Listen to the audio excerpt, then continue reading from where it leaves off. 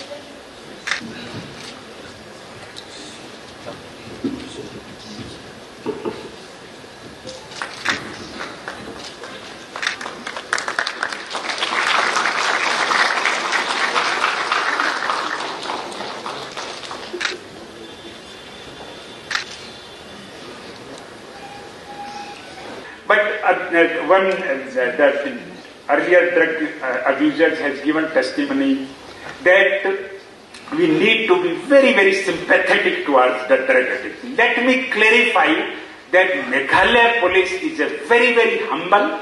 It never misbehaves with any drug addicts.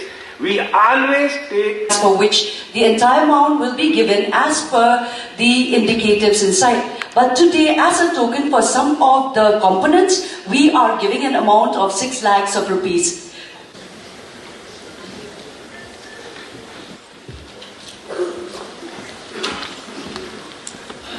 One more time, a round of applause for everybody on stage and all of us who are present here for this dream as we build it together.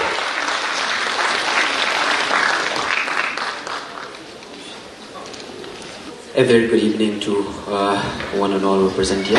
Our honor.